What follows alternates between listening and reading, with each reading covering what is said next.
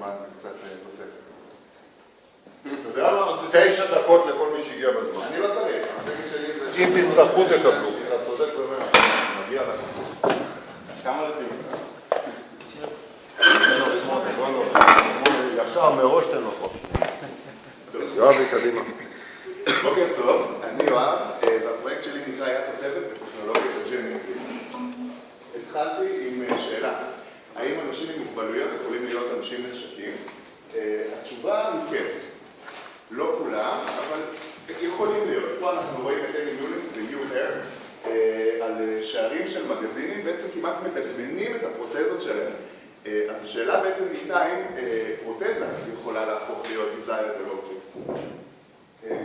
כמחקר הסתכלתי על משקפיים, שהם גם בעצם סוג של פרוטזה, הם בעצם משהו שעוזר בנוחות של ראייה, והיום זה נהיה desirable object. זאת אומרת, פעם, עד בעצם אמצע המאה הקודמת, משקפיים היו באמת עניין רפואי נטו. אני אפילו לצטט את משרד הבריאות הבריטי שאמר ש-glass spectacles should be adequate, not designed. לעומת היום שאנחנו מכירים כמובן אלפי סוגים, ממש ברמה של תכשיט, אפילו אנשים שלובשים משקפיים בלי עדשות, רק נקביל לנו. הדבר הזה כמובן הוא מאוד נגזרת של הטכנולוגיה ושל כמה הדבר הזה נהיה מיינסטרים, זאת אומרת, אם רק האלפיון העליון ילך עם משקפיים, אז זה לא יתפוס. אם אנחנו מסתכלים על טכנולוגיה, זה ה-Terminator Hand, ממש שיא הטכנולוגיה שזמין לציבור, כך היה כתוב בהסבר ביוטיוב. היד הזאת היא באמת מתאימה ביכולות שלה. הבעיה אבל של הטכנולוגיות קצה האלה, זה דבר ראשון שהן דורשות המון המון המון, עקומת הלמידה שלהן היא מאוד ארוכה, שזה בעיה של אנשים. הדבר השני של הטכנולוגיה כמובן זה שהיא מאוד יקרה, ומי שאין לו את הכסף נתקע עם שאנחנו מכירים.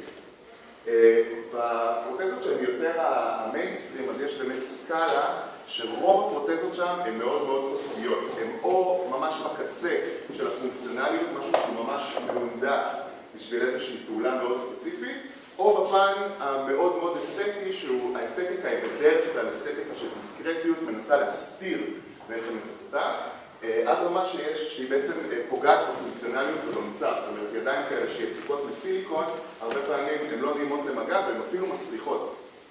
העיקר שלא יראו שיש פרוטזה.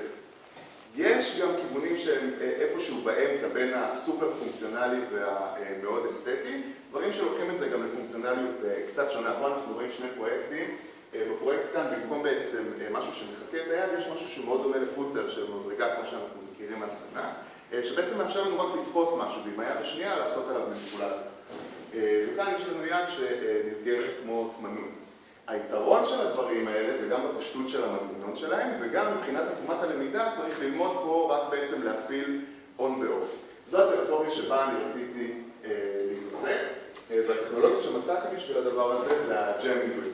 ג'מיני גריד זה בעצם בלון, זה מד גמיש, או בלון ממולא קפה, זה המודל העובד שלי. הדבר הכי יקר בכל המודל הזה היה למלות אותו בקפה, והוא בעצם יודע לתפוס כל צורה. כל צורה אמורפית.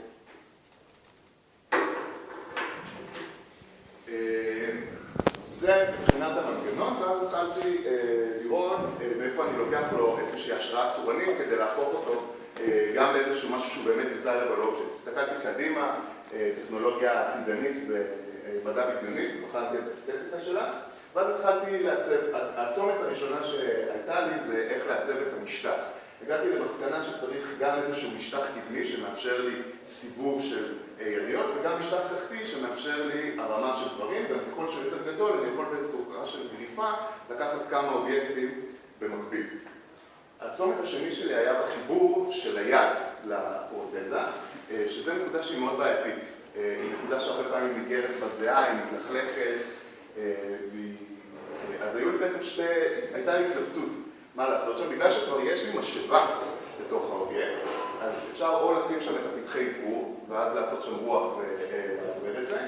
אבל בסוף אני החלטתי אבל לקחת גם לשם את העניין של הג'מיני גריד, וגם שם בעצם הסגירה היא מתבצעת באותה צורה.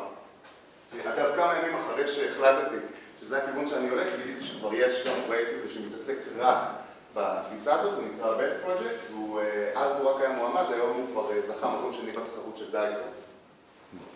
אז הכנסתי את זה לסוליד, בזמן שנשענתי על היד. בסוליד כבר נתתי את ה-Fine Detailing, זה בעצם המודל הראשון שהכנסתי לסוליד שכבר כלל את כל הפיצ'רים, וזה המודל הסופי, וזה המוצר. מבחינת הפנים שלו, איך הוא נראה, יש לנו משאבה שמחוברת לצינורות פעם אחת לגריפר שתופס ופעם אחת לגריפר שהוא תופס את היד. פיצוץ, אנחנו רואים שהוא מעטפת פלסטיק, את המנגנון, את הסוקט, את הגריפ הזה, ויש פאנל קטן שנפתח למטה. מבחינת הטכנולוגיה, אז המשאבה שם צריכה להיות משאבה קטנה, כמעט כזאת שאפשר פשוט לקנות בחנות טיולים. בטריות זה קצת יותר היי-אנד, מצאתי שהבטריות שרוב הפרוטזות משתמשות בהן היום, זה בטריות שנקראות פלקסיסל, בטריה מאוד קטנה ודקה שהיא גם גמישה, ואז אפשר פשוט לדחוף כמה שיותר בטריות כאלה בחללים שעוד יש בקבוצה. החלק החיצוני פלסטיק, זאת אומרת שאפשר להציע אותו במגוון צבעים, לעשות אותו קצת יותר קסטום לבן אדם שיתאים לו.